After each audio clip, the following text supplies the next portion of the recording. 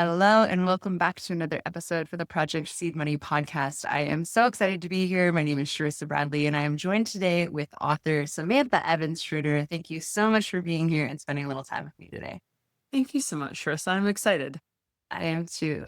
I just want to get right into it and ask, have you always wanted to be an author? No, I've always been a storyteller, but I didn't realize I was a storyteller. Like when I was little and we were driving to, birthday parties with cousins, I was telling stories in the back of my dad's station wagon. I remember doing that. Little confession is that I played with Barbies until I was in like ninth grade. And I didn't realize, it was like I played with them until it was embarrassing and you didn't want to tell anyone you were doing it. But what I didn't realize until much later is that I was using the Barbies to tell stories. And so I was like, oh, that makes sense. But then I would like notebooks for fun. And then unfortunately, like when I was in 2009, my late husband and I experienced several miscarriages. And as a result of those miscarriages, I started journaling. And then the journals became as I was journaling, I typed or I wrote the words you see as if I was talking to someone else. I was like, I guess I'm writing a book about that. And it just became this beautiful ministry. Like women thanked me. Thousands of women have been like, oh my gosh, I needed this book. Like, thank you so much. And that was self-published. It was a mess. Now when I read it, I look back and I'm like, oh my gosh, that's terrible writing. But it was eventually picked up by a publisher. And so we'll probably get into that journey a little bit. But so I kind of became an author by accident. Like I saw a need and just put it out there for people. I think that's so beautiful. It sounds like it kind of like came to you at the right time to just kind of share your story.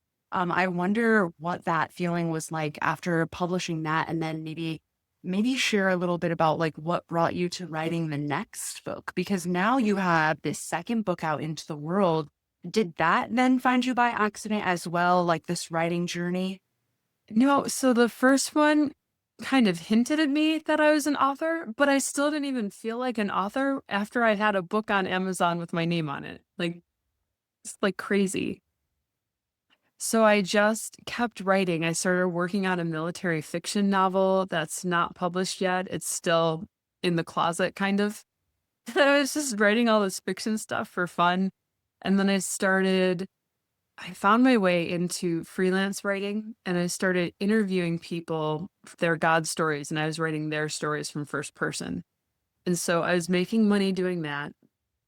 And I found myself in this grief space where I started, like, because of the miscarriage book, I started helping people and just starting to empathize with grief and things that people had gone through, which came out in the interviews as well, because I was interviewing people, their hard stories and having to articulate those hard things for them. So it was kind of practice. And then my late husband was a pastor and he was also an alcoholic. And so he ended up relapsing and it turned into this whole like Chernobyl thing. Like I didn't choose to write the prodigal son crackhead to Jesus freak. Um, he got in a drunk driving accident. That's how we found the stage 4 cancer. And yeah, right, like just, and then it was like this whirlwind of reinstating him back into ministry and the chemo and the cancer treatments and the legal ramifications because we were still going to court. It was like all this stuff. And there was one night I saw him in the living room and I didn't recognize it. Like he was leaning forward on his knees, just broken. And he said, Sam, I want you to interview me GCP style. That was the name of the publishing company. He's like, I want you to interview me GCP style and I want you to write my story. And so we sat down and I interviewed him.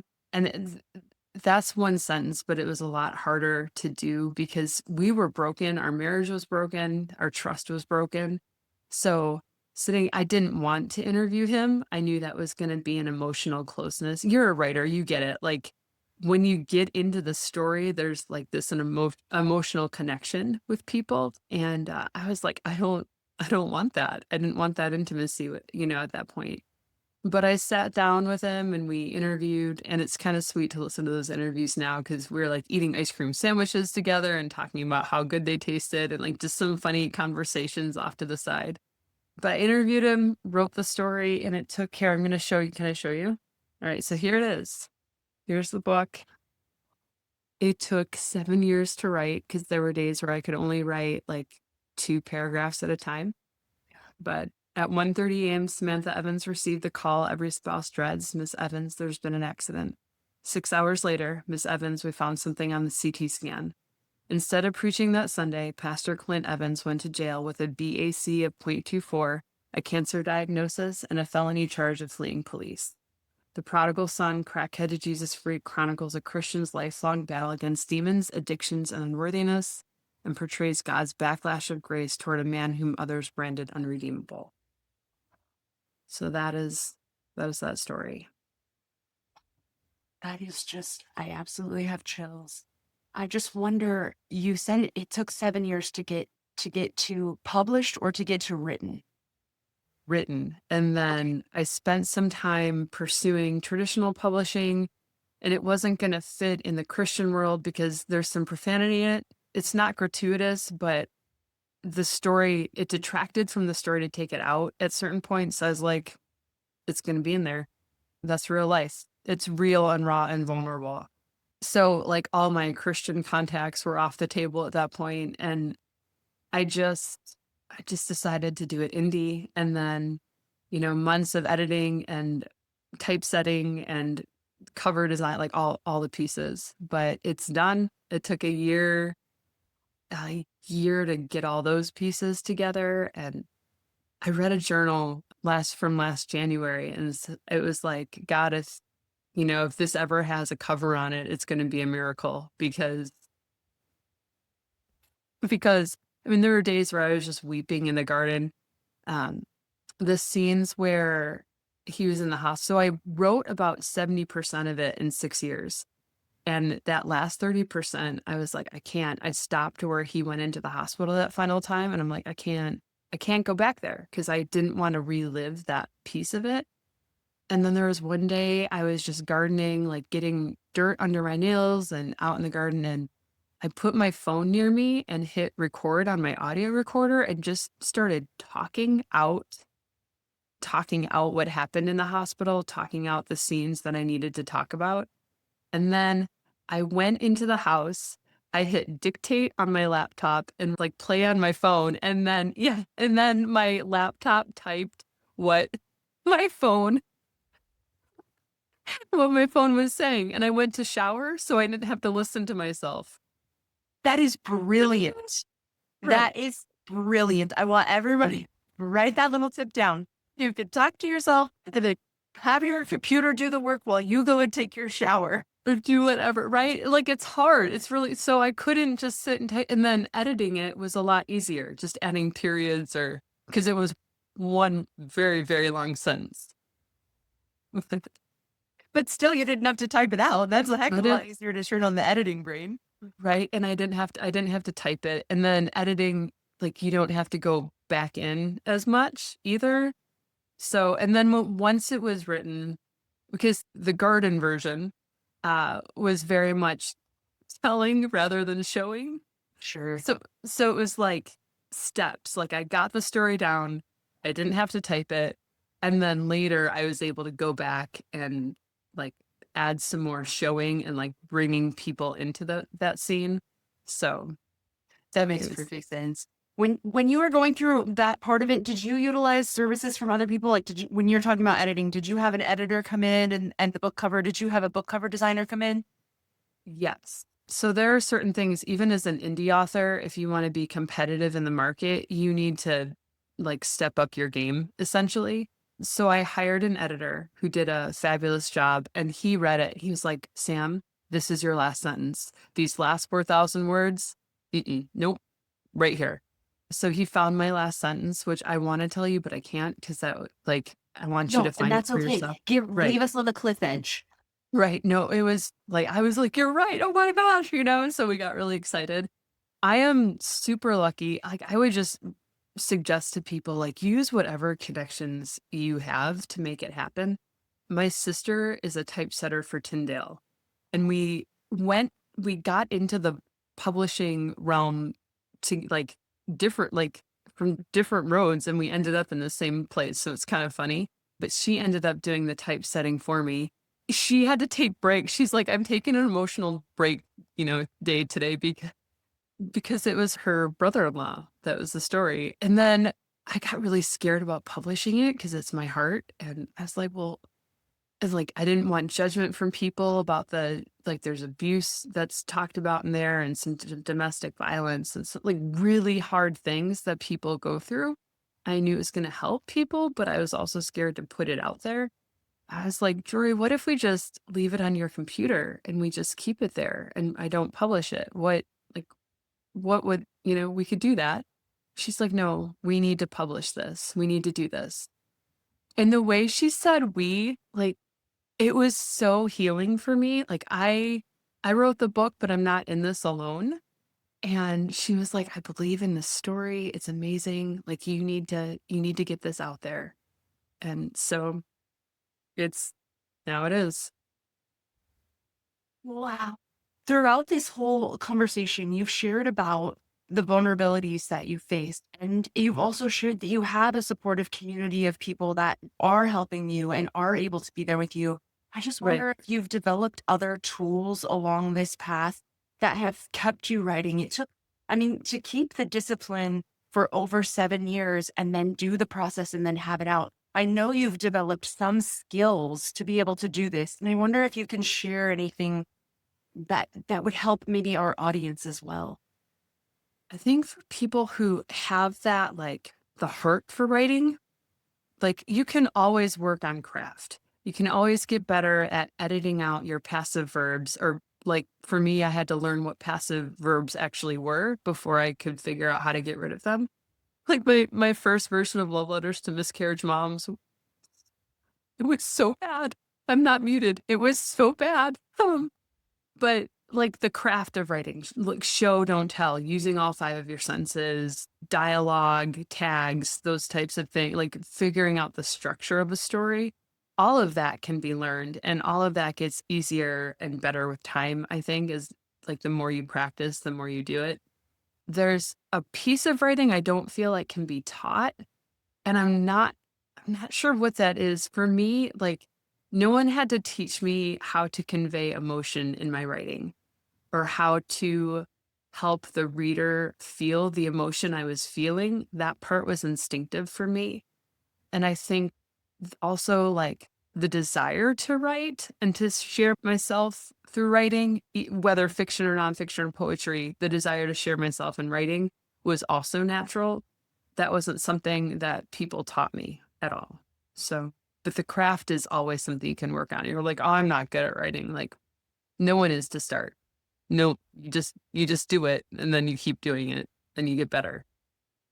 Yeah, I couldn't agree more. And I feel that in my bones because it's like, yeah, you're gonna just like maybe write and then maybe look back and think like, oh, that was crummy. But we also get the opportunity to redo things, especially as Do a self-published author. Like for myself, 100%. I am on my third edition of my book is on its third edition because when I found mistakes or missing sentences or things like that, I just rewrote it and put it back the right way. So we have that option too. And Right. so it's okay to make mistakes. We can fix that. 100%. Yes.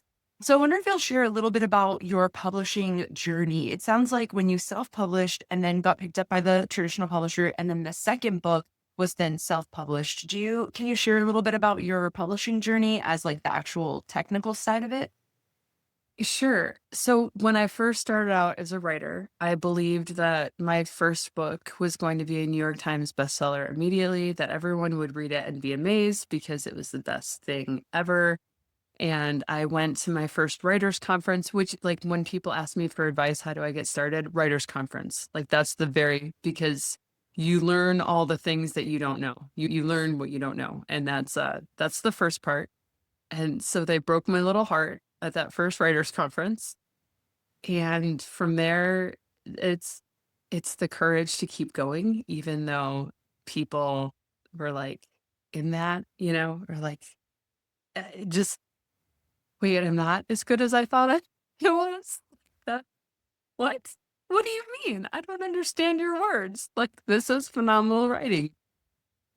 And so my publishing journey has been a little bit weird because publishing with a traditional Big Five, Big Four house was like one of my goals when I first started. And I'm starting to see a little bit behind the curtain and feel like that's not necessarily how it has to happen or what needs to happen. I'm seeing the flaws in that system. Like, they take 2 years to publish something if you go with a big house. So by the time they realize like what the market wants, it takes them 2 years to go out and get it and find it and publish it.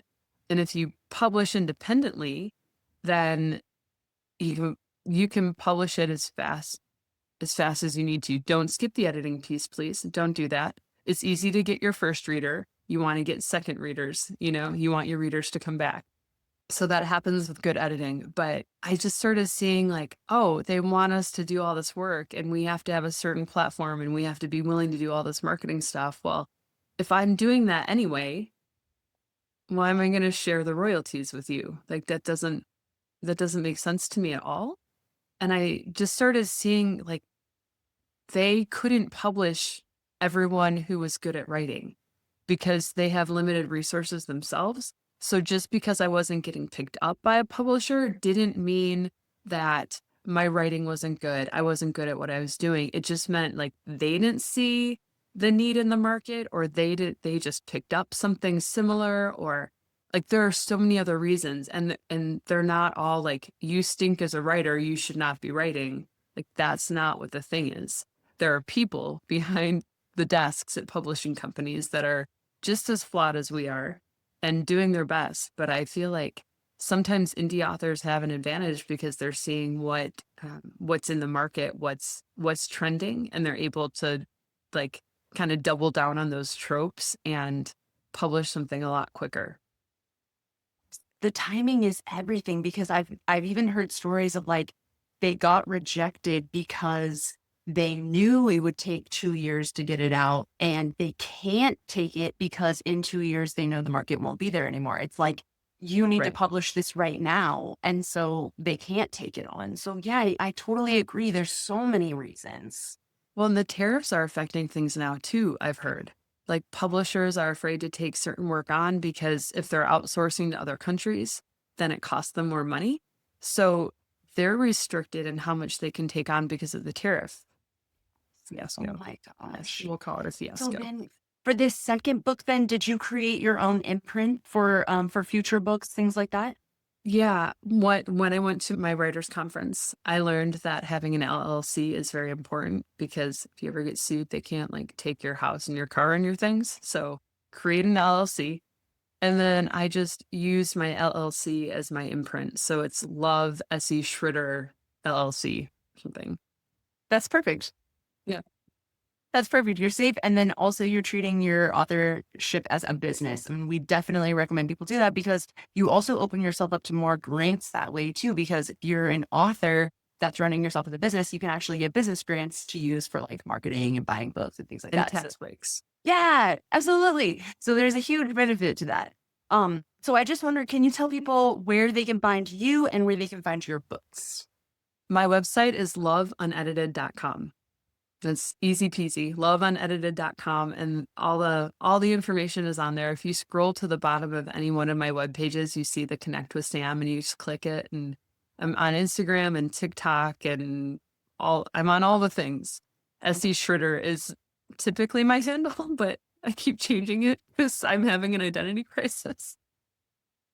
Then better to just go right to the site. You'll get all that up-to-date Yeah, information. 100%. And then The Prodigal Son is on Barnes& and Noble and Walmart.com, and it's also on Amazon.com. So my Amazon numbers are really doing great right now, and I would love for people to purchase from that if they could. But yes. Amazing. And I will make sure to have all those links in the description so that it's easy Sure. for people to connect to you and find your books as well. I just have one last question. I wonder if you have Sure. any last bit of advice or encouragement that you can offer to our audience. They're female authors, they're sitting on the fence, and maybe it's fear that's stopping them. Don't give up. Don't quit. My mentor, Terry Whalen, said the ones who make it are the ones who don't give up. And so if you give up, then you've already lost. And so don't quit. Don't give up. Just keep doing the next thing. If you feel like you're failing in one area, fix it.